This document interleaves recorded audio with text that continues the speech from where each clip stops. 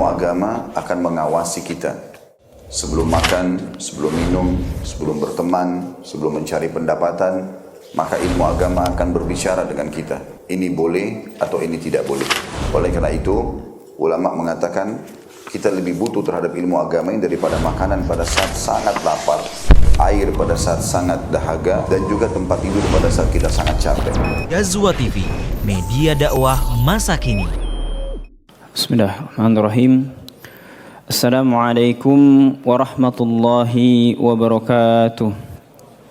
Alhamdulillah, nahmaduhu wa nasta'inuhu wa nastaghfiruh, wa na'udzu billahi min sururi anfusina wa sayyiati a'malina. May yahdihillahu fala mudilla lahu wa may yudlil fala hadiya lahu. Asyhadu an la ilaha illallah wahdahu la syarika lahu wa asyhadu anna Muhammadan abduhu wa rasuluhu addal amanah wa ballaghar risalah wa jahada fi sabilillahi haqqa jihadih. Fa salawatu rabbi wa salamuhu alaihi wa ala alihi wa man sara ala nahji. Alhamdulillah, segala puji dan syukur kita panjatkan kehadirat Allah Subhanahu wa taala. Allah Ta'ala yang telah memberikan kita begitu banyak nikmat, yang salah satu bentuk nikmat Allah Subhanahu wa Ta'ala dalam bentuk taubat atau kembali kepada Allah Subhanahu wa Ta'ala, kembali kepada ketaatan kepada Allah Subhanahu wa Ta'ala. Ana al-faqir yakin bahwasanya di dalam masjid yang Allah cintai ini pasti setiap dari kita mempunyai kesalahan-kesalahan yang mungkin hanya Allah yang mengetahui. Dan ketika seorang hamba sadar dengan kesalahannya, maka Allah membuka satu pintu yang begitu nikmat bagi orang-orang yang beriman, yaitu adalah pintu taubat. Bahkan Allah Subhanahu wa Ta'ala mengikrarkan bahwa dirinya adalah Tuhan yang memiliki sifat At-Tawwab, yang mana kita pasti hafal tentang kata At-Tawwab ini di dalam Al-Quran, insyaallah di surat An-Nasr. Idza jaa nasrullahi wal fath wa ra'aitan nasa yadkhuluna fi dinillahi afwaja fasabbih bihamdi rabbika wastaghfir innahu kana tawwaba. Ya, tawwaba. Apa artinya? Yang maha menerima taubat. Maka dari nikmat Allah Subhanahu wa Ta'ala kepada orang-orang yang beriman, ya. Anda katakan di sini orang-orang yang beriman karena konsep ini hanya kita yang punya. Ya Allah Ta'ala alam, orang-orang kafir di sana ada konsep yang lain atau tidak. Dan yang kita yakini bahwasanya taubat yang diterima adalah taubat yang nasuha, yang sudah mengikrarkan dirinya sebagai seorang muslim. Maka alhamdulillah, nikmat taubat ini Allah sandingkan dengan nikmat Islam. Maka kita memuji Allah Subhanahu wa Ta'ala sebaik-baik pujian, dengan syukur dengan lisan kita ataupun dengan perbuatan kita, ya, dengan ketaatan-ketaatan kita yang kita lakukan. Salawat serta salam semoga tercurah dan terlimpah kepada pendidik umat ini, orang yang memulai perjalanan dakwah, membawa bendera dakwah yang bukan barang yang mudah untuk menyampaikan kepada kita. Setiap dari kita mungkin ketika berdakwah ada kesulitan sendiri, ya. Kita berdakwah kepada keluarga kita ada rasa tidak enak. Kita berdakwah kepada kerabat kita terasa sok tahu. Kita berdakwah kepada tetangga kita terkadang malu-malu, gitu ya. Wallahi ikhwah, kesulitan seperti ini itu pasti dirasakan oleh setiap orang yang berdakwah. Cuman pertanyaannya, seberapa kuat effort kita untuk berdakwah kepada Allah Subhanahu wa Ta'ala. Dan sebaik-baik contoh dalam berdakwah adalah Rasulullah SAW.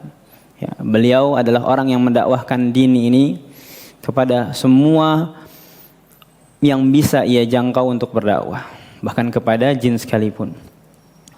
Maka rasa hormat kita, sayang kita ucapkan dalam bentuk salawat kepada beliau sallallahu alaihi wasallam. Melanjutkan pembahasan kitab Riyadhus Shalihin, ya, kita masuk ke bab taubah, ya. Kita masuk ke hadis yang ke-16 insyaallah. Bisa juga sambil dilihat di layar. An Abi Musa Abdullah ibn Qais al-Ash'ari, afwan, radhiyallahu anhu. Ya, dari Abu Musa Abdullah bin Qais al-Ash'ari. Ya, beliau adalah salah satu dari kabilah Asy'ariyah, ya. Radhiyallahu anhu, semoga Allah meridainya. Anin Nabi sallallahu alaihi wasallam qala inna Allah ta'ala yabsutu yadahu bil-laili liyatuba musii'un nahar.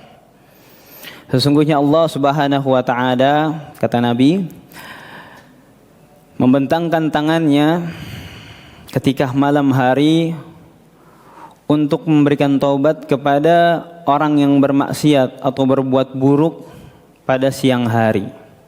Wa yabsutu yadahu bin nahari liyatuba musii'ul lail.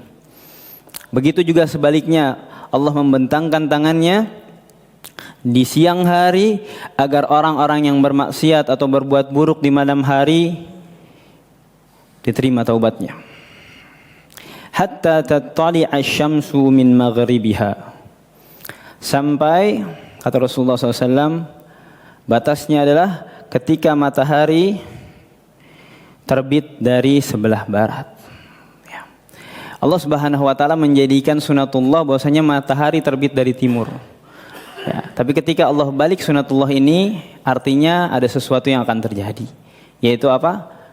Kiamat. Jadi secara umum Allah Subhanahu wa taala akan menerima taubat sampai matahari terbit dari barat.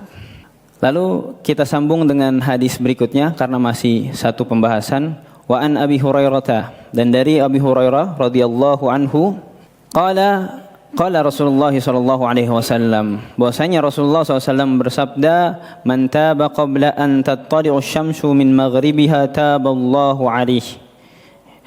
Barang siapa yang bertaubat sebelum matahari terbit dari arah barat, maka Allah menerima taubatnya. Ya. Jadi riwayat yang kedua ini menegaskan riwayat yang pertama. Dan riwayat yang pertama tadi memberikan informasi bahwasanya Allah menerima taubat orang yang bermaksiat di malam hari, diterima taubatnya pada siang hari, dan begitu pun sebaliknya, ya. Dan di sini penguatan taubat akan diterima sampai matahari terbit dari barat. Ya. Lalu hadis setelahnya adalah wa an Abi Abdurrahman Abdullah ibni Umar ibn al-Khattab radhiyallahu anhu, dari Abu Abdurrahman Abdullah bin Umar bin Khattab radhiyallahu anhuma, ya. Semoga Allah meridai mereka berdua. Anin Nabi sallallahu alaihi wasallam, inna Allah azza wa jalla yaqbalu taubatal abdi ma lam yughargir. Ya. Allah Subhanahu wa taala menerima taubat seorang hamba sampai ia atau sebelum ia mengalami ghargharah. Apa itu ghargharah? Yughargiru, sampai nafasnya di kerongkongan. Ya, sebagaimana Fir'aun ketika dia taubat tapi nafasnya sudah sampai di kerongkongan, maka taubatnya tidak diterima lagi. Ya. 3 hadis ini mengingatkan kita tentang pembahasan sebelumnya. Ya. Tentang pembahasan sebelumnya, syarat-syarat diterimanya taubat oleh Syekh Muhammad bin Shalih Al-Utsaimin. Bahwasanya beliau mengatakan salah satu syarat tambahan dari syarat-syarat yang diberikan oleh Imam An-Nawawi adalah taubat sebelum waktunya selesai. Ya. Dan 2 hadis atau 3 hadis ini menerangkan bahwasanya selesai waktunya itu seperti apa. Ya. Adapun hadis yang pertama dan kedua secara umum manusia keseluruhan. Ya, artinya secara manusia ketika dia hidup di dunia ini, kapan para manusia ini tidak diterima lagi taubatnya? Ketika terbitnya matahari dari barat. Adapun ketika kita melihatnya secara individual, maka taubatnya seseorang itu tidak diterima lagi kalau dia sudah sakaratul maut, ya, sudah nafasnya sudah di tenggorokan, maka secara individual tidak diterima lagi, gitu ya. Nah, pertanyaannya, adakah orang yang taubatnya tidak diterima secara khusus tapi secara umum dapat? Ada nggak kira-kira? Contoh misalnya dia masih punya nafas gitu ya, tapi taubatnya, atau dia belum sakaratul maut tapi taubatnya sudah tidak diterima. Siapa? Orang-orang yang hidup dan mereka bermaksiat kepada Allah Subhanahu wa taala, dan ketika itu matahari terbit dari barat. Dan ini adalah orang seburuk-buruk orang. Karena orang-orang yang tersisa ketika di akhir zaman nanti adalah seburuk-buruk manusia. Ya. Mungkin nanti Ustadz Rian membahas tentang hari akhir juga ya. Tapi intinya orang-orang yang tersisa di hari kiamat nanti adalah seburuk-buruk manusia. Maka taubat mereka sudah tidak diterima lagi. Ada beberapa faidah yang diberikan oleh Syekh Al-Utsaimin. Beliau mengatakan, wa hadza min karami azza wa jalla. Ya, ini adalah bentuk kemurahan Allah Subhanahu wa taala, kemuliaan Allah Subhanahu wa taala, ya. Bahwa dia menerima taubat meskipun taubatnya dilakukan setelah berlalu beberapa waktu, ya. Perkataan Nabi SAW tadi, Allah menengadahkan atau yabsutu yadahu, atau memberikan tangannya, ya, untuk orang-orang yang bermaksiat di malam hari ketika siang hari, menunjukkan bahwasanya setelah berapa waktu Allah masih menerima taubatnya, ya, gitu. Walaupun secara umum taubat itu harus dilakukan fauran, wajibnya, ya, kewajiban kita. Ketika kita bermaksiat dan kita sadar itu maksiat, maka yang harus kita lakukan dan wajib harus kita lakukan adalah bertobat pada Allah Subhanahu wa taala. Tapi dengan kemurahan Allah Subhanahu wa taala, dengan rahmat Allah Subhanahu wa taala, Allah masih menerima taubat kita. Kata Syekh Utsaimin, apabila seorang melakukan dosa pada siang hari, maka Allah taala menerima taubatnya walaupun ia baru bertobat pada malam hari, ya. Dan ini mungkin kita sering rasakan, gitu ya. Kita baru sadar, atau kita baru ngeh, atau kita baru merasa, oh iya, tadi ada yang hilaf, ada yang salah, gitu. Oh iya, kelupaan sholat dan seterusnya, gitu ya. Dari bentuk rahmat Allah Subhanahu wa taala, Allah tidak langsung memberikan hukuman, ya. Allah masih mengulur waktunya, bahkan memberikan tangannya untuk orang-orang yang bertobat sebelumnya, atau di siang hari dia bermaksiat, di malam hari Allah berikan ampunan itu. Tapi yang sangat menyedihkan adalah ketika Allah membuka pintu taubatnya selebar mungkin untuk kita, maka kita tidak memasukinya. Kita tidak mengambil kesempatan tersebut. Maka ikhwah sekalian, walaupun Allah Subhanahu wa taala membuka pintu taubatnya sampai nanti matahari terbit dari barat ataupun sampai kita sakaratul maut, tapi sebagai orang yang mempunyai iman, jangan sampai kita tunggu masa akhir. Jangan sampai kita tunggu injury time. Karena belum tentu Allah memberikan kita taufik untuk bertaubat di injury time, ya. Maka kita lakukan kewajiban kita. Ketika kita berbuat salah, bermaksiat, langsung taubat pada Allah Subhanahu wa taala. Maka kata Syekh Utsaimin, demikian pula jika kita melakukan dosa pada malam hari lalu bertobat pada siang hari, maka Allah taala menerima taubatnya. Nah, ini bentuk sifat Allah Subhanahu wa taala At-Tawwab. Bahkan Allah taala membentangkan tangannya untuk menyambut taubat yang datang dari hambanya. Sebagaimana kemarin kita bahas tentang kegembiraan Allah Subhanahu wa taala, Rasulullah SAW memberikan gambaran bagaimana kegembiraan Allah ketika seorang hamba bertaubat kepada Allah Subhanahu wa taala, ya. Begitu indahnya kegembiraan Allah Subhanahu wa taala, ya. Kalau kita analogikan dengan orang tua dan anak misalnya. Seorang anak ketika memberikan kegembiraan kepada orang tuanya, ya. Kita misalnya punya anak, ya. Anak kita ranking atau anak kita bisa hafiz Quran, gitu ya. Betapa bahagianya, ya. Mungkin kita akan memberikan apapun yang diminta. Dan bagaimana Allah Subhanahu wa taala?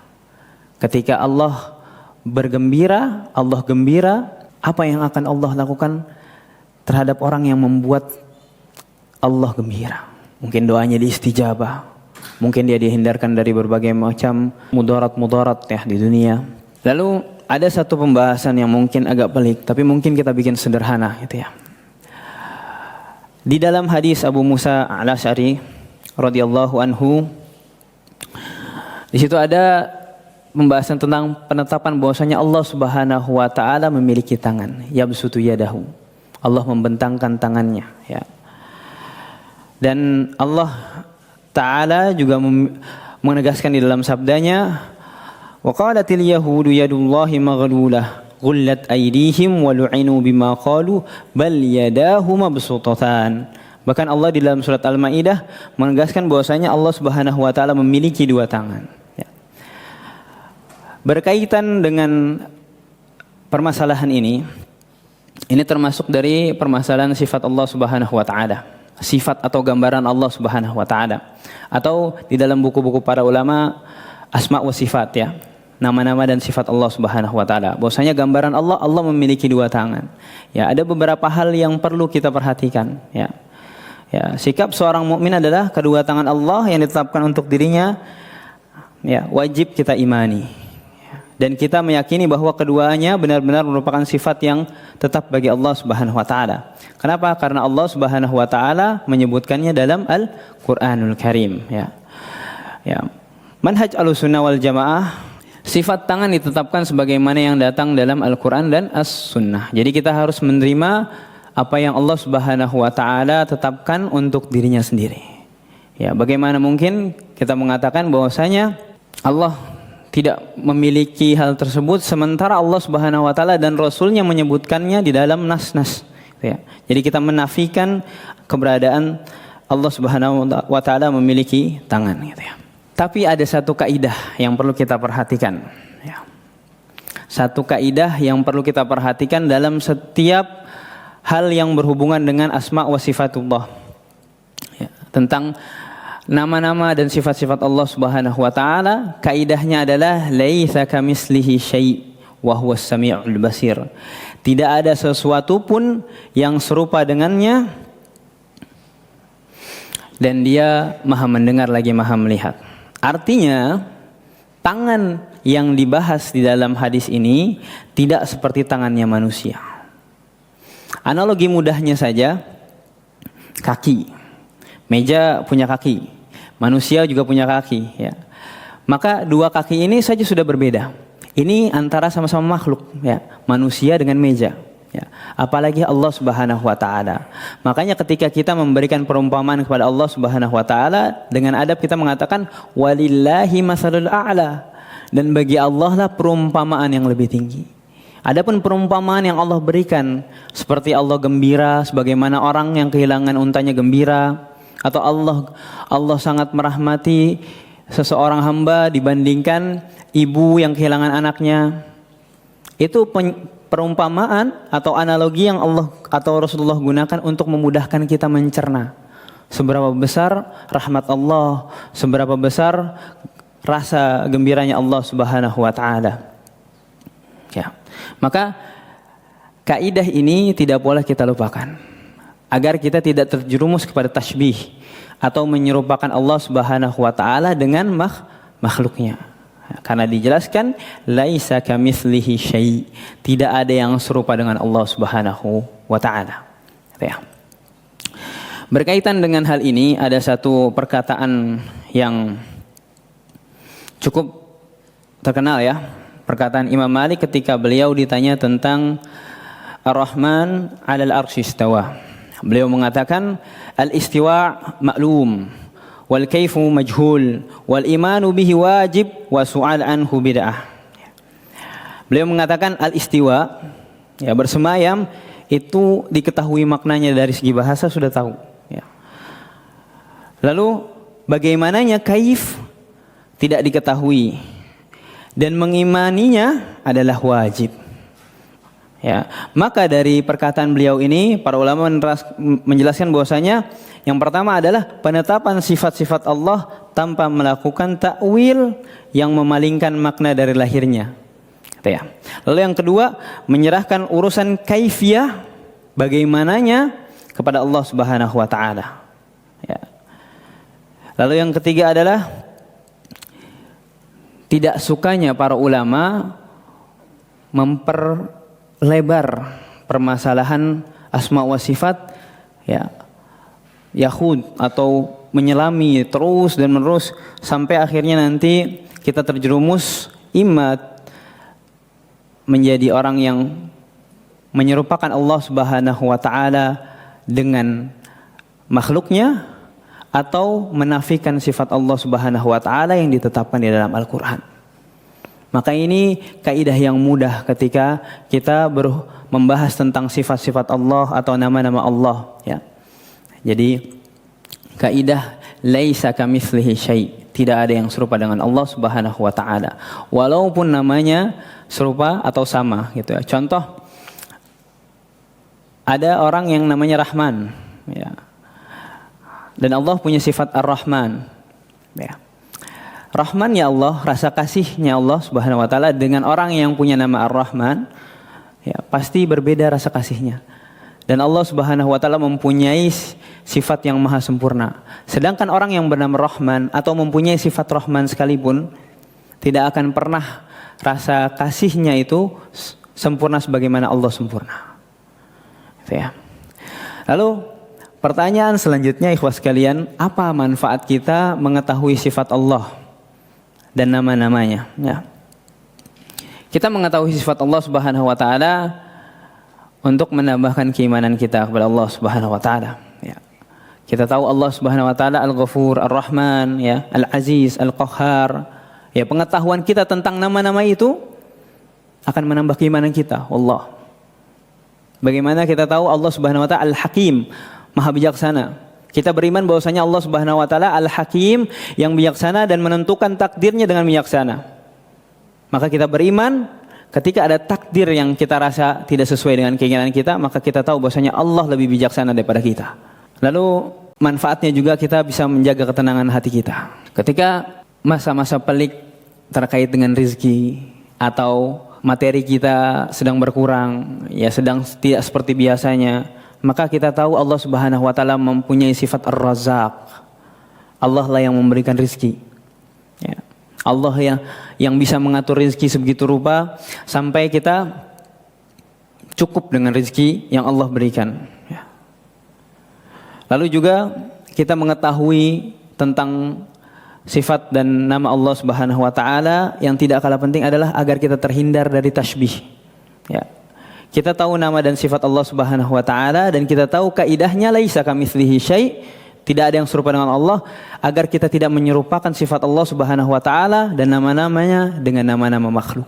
Maka ini perlu kita perhatikan di dalam kehidupan kita sehari-hari, ya, untuk meningkatkan ketaatan kita.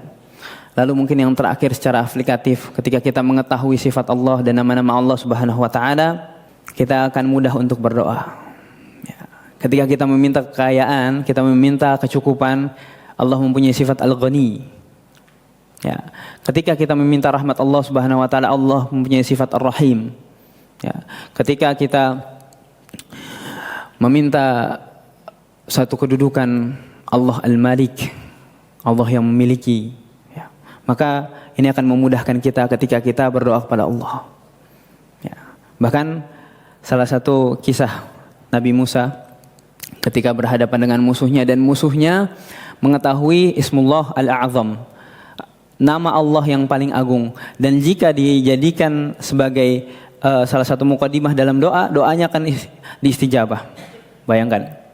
Ya, tapi dengan takdir Allah Subhanahu wa taala, maka Nabi Musa bisa mengalahkan musuhnya tersebut walaupun dia mempunyai rahasia tersebut. Ya. Syahidnya adalah ketika kita mengetahui nama-nama Allah Subhanahu wa taala akan menjadikan doa kita lebih indah dan kita tahu siapa yang kita pinta. Mungkin ini yang bisa kami sampaikan. Kurang lebihnya mohon maaf. Semoga Allah Subhanahu wa taala menjadikan kita orang yang mendapatkan sifatnya At-Tawwab, yang diterima taubatnya, ya, yang kembali kepada Allah Subhanahu wa taala. Kita akhiri dengan doa kafaratul majlis. Subhanakallahumma wa bihamdika asyhadu an la ilaha illa anta astaghfiruka wa atubu ilaik. Wassalamualaikum warahmatullahi wabarakatuh.